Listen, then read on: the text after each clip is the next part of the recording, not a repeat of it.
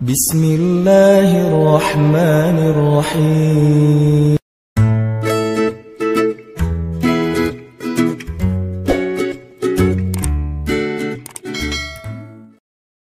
أعوذ بالله من الشيطان الرجيم بسم الله الرحمن الرحيم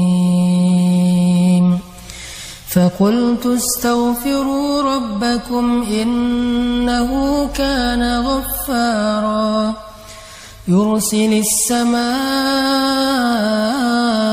عليكم مدرارا ويمددكم بأموال وبنين ويجعل لكم جنات ويجعل لكم أنهارا. Sadaqallahul Adzim. Assalamualaikum warahmatullahi wabarakatuh. Teman-teman semuanya, sobat zakat yang dirahmati Allah Subhanahu wa taala.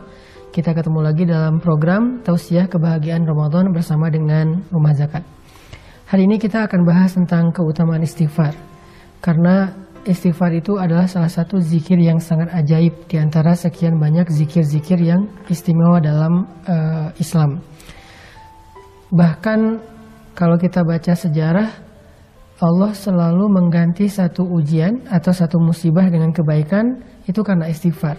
Ketika Nabi Adam beristighfar, maka Allah mempertemukan beliau dengan istrinya yang sudah berpisah sekian puluh tahun. Ketika Nabi Yunus beristighfar, maka Allah menyelamatkannya dari perut ikan sehingga kembali bisa berdakwah di muka bumi. Ketika Nabi Musa beristighfar, maka Allah Subhanahu wa taala memberikan kepadanya rezeki di daerah Madian dan menurunkan kepada beliau banyak kebaikan-kebaikan. Ketika Nabi Muhammad SAW beristighfar, maka Allah Subhanahu wa taala memberikan kepada beliau kemenangan-kemenangan dakwah. Makanya di dalam Al-Qur'an Allah mengatakan, "Idza jaa nasrullahi wal fath wa ra'aitan nasa yadkhuluna fi dinillahi afwaja fasabbih bihamdi rabbika wastaghfir." Dan beristighfarlah, maka Allah akan berikan kemenangan itu berlipat ganda. Kemenangan itu beruntun, bukan hanya satu kemenangan. Makanya membahas tentang istighfar ini artinya kita membahas tentang kunci kesuksesan dan kebahagiaan hidup. Di dalam surat Nuh yang tadi saya baca, Allah Subhanahu wa taala menyebutkan beberapa keistimewaan dari istighfar yang sifatnya urusan dunia.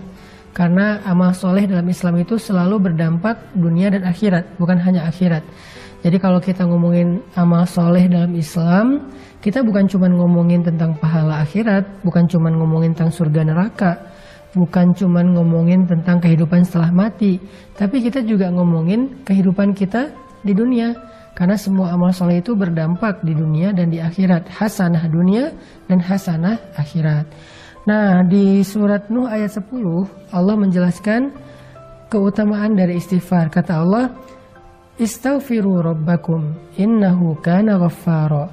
Mintalah ampun kepada Rabb kalian dengan istighfar, dan Allah itu Maha Pengampun, Ghaffara, yang artinya Allah itu nggak pernah ngitung-ngitung dosa kita kalau kita udah istighfar. Mau sebanyak buih di lautan, mau sebanyak bintang di langit, mau sampai memenuhi langit dan bumi, kalau kita istighfar sekali aja dengan tulus dan ikhlas, maka Allah Subhanahu wa taala akan mengampuni semuanya sekaligus. Fala ubali, kata Allah dalam hadis qudsi, aku nggak peduli berapa banyak dosa dia. Itu namanya ghaffar.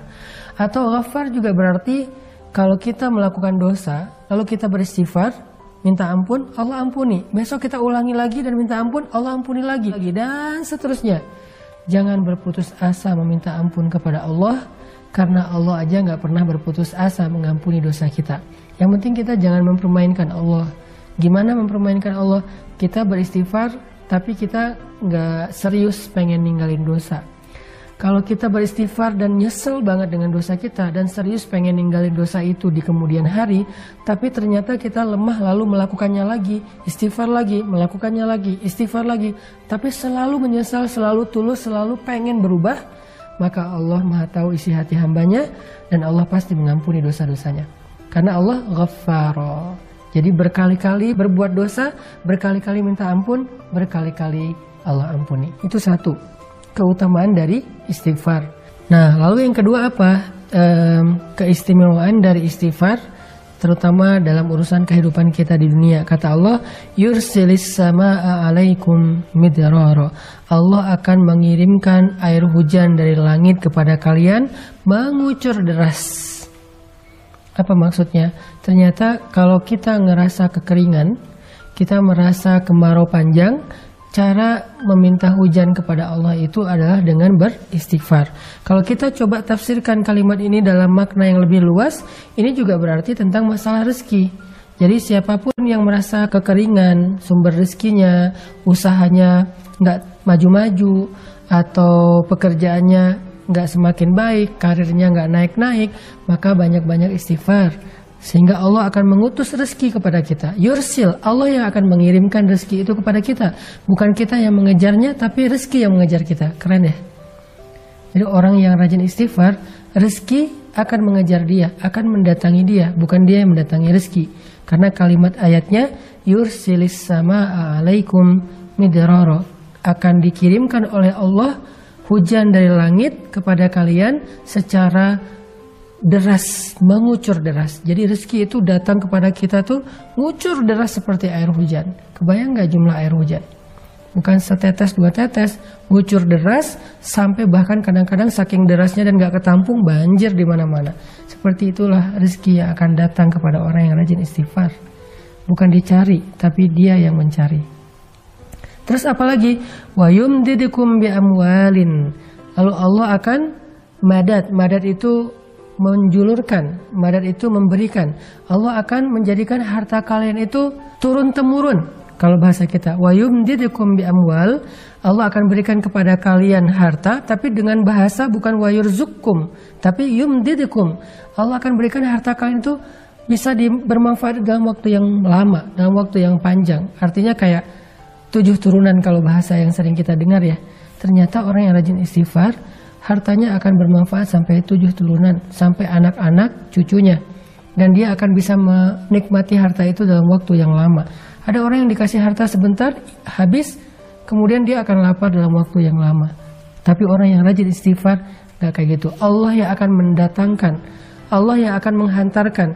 Atau juga bisa ditafsirkan kata ulama, yumdidukum itu Allah sendiri dengan tangannya mengantarkan harta itu ke rumah kita.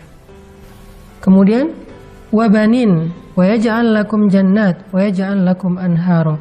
Allah akan berikan keturunan. Nah, ini buat yang masih jomblo nih. Karena ngomongin keturunan juga berarti ngomongin pasangan, satu paket ya. Yang masih gersang jodohnya, gak ketahuan di mana, atau selalu ngelihat orang lain akad nikah, selalu hadir di acara temennya yang wedding, tapi dia gak pernah bikin acara sendiri. Atau yang udah nikah tapi belum diberikan karunia anak, atau yang udah diberikan anak tetapi masih ingin nambah karena semakin banyak anak mungkin semakin seru di rumah tangganya, rame. Nah, rahasianya adalah istighfar. Banyakin istighfar. Dan Allah punya cara sendiri untuk memberikan apa yang Allah janjikan. Yang penting kita gak boleh ragu kepada janji Allah Subhanahu wa Ta'ala. Coba istighfar. Ya Allah, saya kayaknya udah siap untuk nikah nih. Tahun ini kayaknya harus jadi Ramadan terakhir saya sahur sendiri. Istighfarin aja 1 bulan. Siapa tahu belum beres Ramadan juga udah nikah temennya, bukan kita. Atau mudah-mudahan kita, atau tahun depannya, atau Allah lebih tahu kapan itu. Yang jelas istighfar. Kemudian wa yaj'al lakum jannatin wa yaj'al lakum anhara. Allah berikan kepada kalian kebun-kebun, Allah berikan bagi kalian sungai-sungai yang mengalir. Maksudnya apa sih? Kehidupan yang layak. Karena kebun dan sungai ini dalam konteks ayat ketika dia turun di zaman dulu, itu artinya kelayakan hidup. Punya rumah yang nyaman, punya lingkungan yang nyaman, punya keluarga yang nyaman, yang bahagia, punya harta yang terus mengalir, punya pekerjaan yang baik, punya kehidupan yang sempurna, yang semua orang akan merasa iri kepada dia. Ternyata rahasianya cuma satu dari semua kebaikan dunia ini, istighfar. Makanya Allah mengatakan faqultu astaghfiru rabbakum. Ada juga ulama yang mengatakan arti yursilis sama alaikum midrara. Allah berikan kepada kalian air hujan secara mengucur deras. Artinya Allah akan berikan kepada kalian jalan keluar, atau solusi ketika kalian mengalami satu masalah. Makanya Nabi dalam sebuah hadis pernah bersabda, siapa yang memperbanyak istighfar dan mendawamkannya, maka Allah akan jadikan dalam setiap kesempitan hidupnya jalan keluar.